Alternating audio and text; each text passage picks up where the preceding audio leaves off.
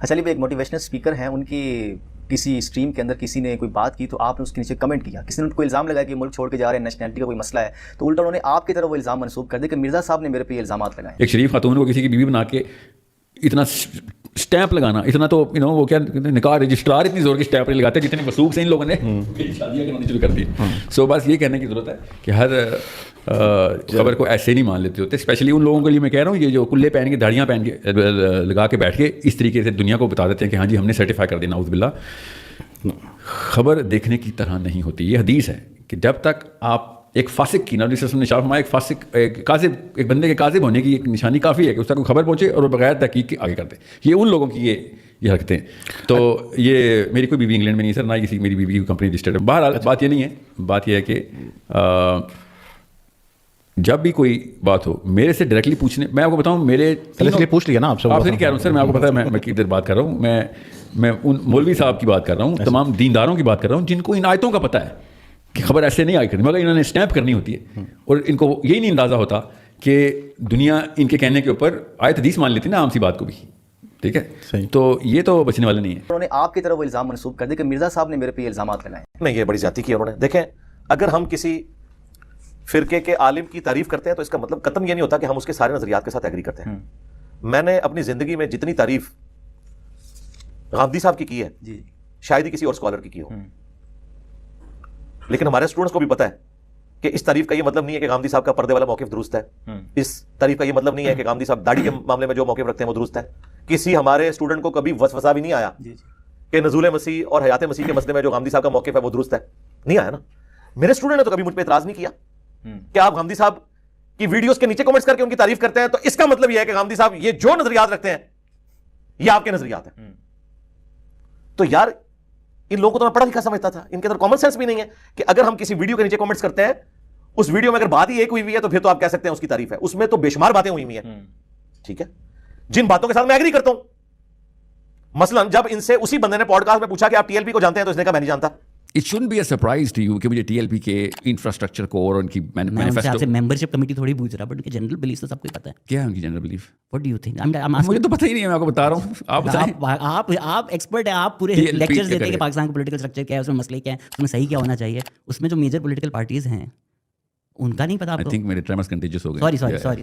تو اس نے جھوٹ نہیں بولا، معافی مانگی ہے اس نے، تو اس معاملے میں اس کے ساتھ ہو کہ ڈرتا ہے ان سے. صحیح.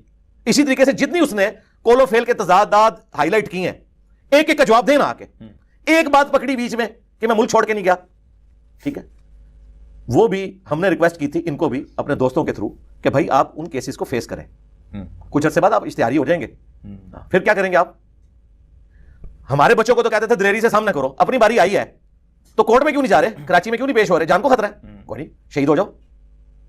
رہا ایک بات انہوں نے جو بیچ میں سے پکڑی جس کے حوالے سے وہ اس بات کو بار بار وہ لکیر پیٹ رہے ہیں کہ وہ جس سسٹر کا ذکر ہوا ہے وہ میری وائف نہیں ہے. پچھلے ٹور کے اوپر جنوری میں تھا کہ فروری میں تھا، مجھے ایگزیکٹ ڈیٹس نہیں یاد. اس میں اس خاتون نے، اللہ اس کو آسانیاں دے، انہوں نے مجھے بتایا کہ سر ہم جس میں لوگ کہتے ہیں نا کہ ہم آپ کے ساتھ پوڈ کاسٹ کرنا چاہتے ہیں، we are going to register you as an overseas director. And I ڈid not even know، مجھے تو یہ نہیں پتا کہ مطلب کیا ہو. جب مجھے پتا چلا آپ دیکھیے گا ڈیٹ، اسی دن میں نے کہا بھائی بات سنو، مجھے ان کاموں میں مت انوالو کرو، کیونکہ ڈائریکٹر کا مطلب پتا کیا ہوتا ہے؟ کمٹمنٹ. نہ اس کے پیسوں کی نیت ہونی تھی، نہ میں نے آج تک نہ اس نے پیسے لیے نہ میں نے پیسے لیے. یہ آرگنائزرز ہیں یہ لوگ.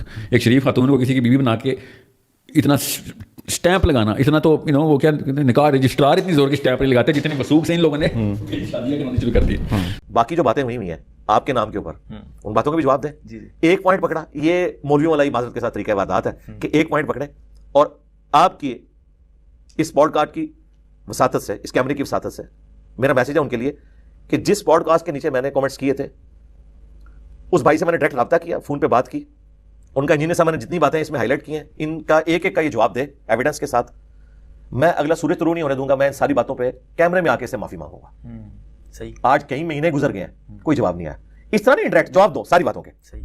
ٹھیک ہے، جو وہ کر رہے ہیں ایک ایک پوائنٹ کو ڈسکس کرو، جذباتی جملے نہیں. لہٰذا میں نے جو نیچے کمنٹس کیے تھے اس سے مراد نہیں کہ میں 100% ایگری کرتا ہوں، لیکن ان کی میجورٹی باتوں کے ساتھ میں ایگری کرتا ہوں اور وہی میرا جھگڑا ان لوگوں کے ساتھ ہے. ٹھیک ہے، سیدھی سی بات ہے. تو مجھے خیر انہوں نے ایک اتنا بڑا پھولوں کا گلدستہ بھی بھیجا، مجھے بڑا افسوس ہوا. میں نے ان کو اپروچ کیا ایک دوست کے تھرو کہ یار یہ کم از کم 2,500-3,000 روپے کا گلدستہ تھا. پھر جس ریڈ باکس میں آپ نے بھیجا وہ ٹی سی ایس کا خرچہ بھی اتنا ہوا ہوگا، 5-6 ہزار روپیہ آپ نے ضائع کر دیا. اس کی بجائے آپ مجھے خط لکھ دیتے وہ کافی تھا.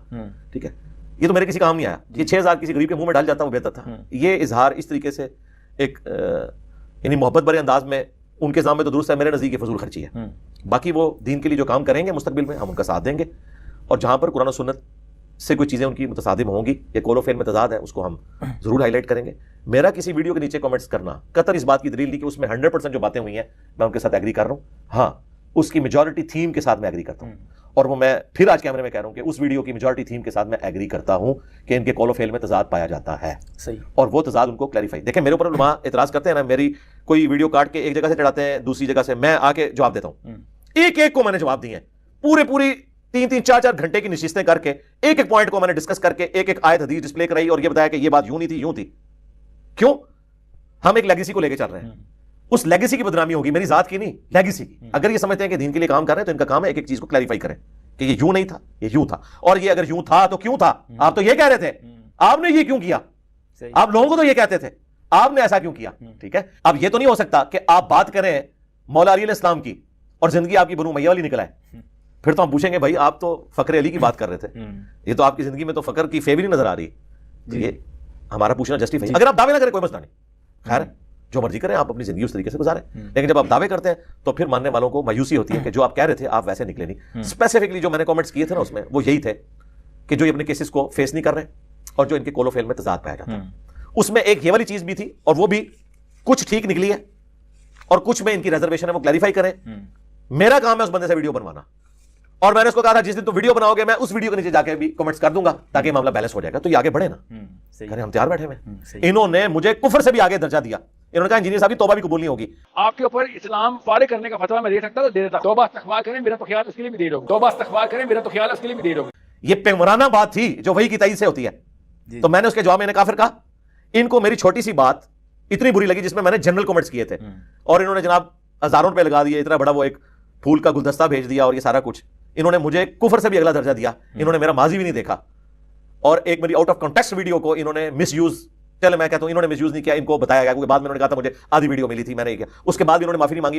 حالانکہ اس کے کچھ عرصہ بعد جب ایک پولیٹیکل جماعت نے ان کی ٹرولنگ کی تو سب سے پہلے میں تھا دفاع کرنے والوں میں. لاکھوں لوگوں نے وہ ویڈیو دیکھی. میں نے کسی کی خوشامد کے لیے تو نہیں کیا تھا. اور مجھے بتائیں, میں تو علماء کو کچھ نہیں سمجھتا ہوں اس لیگیسی کے مقابلے پہ. میں نے ان کی کبھی خوشامد نہیں کی ہے, میں سچائی کے لیے کھڑے ہوتا ہوں.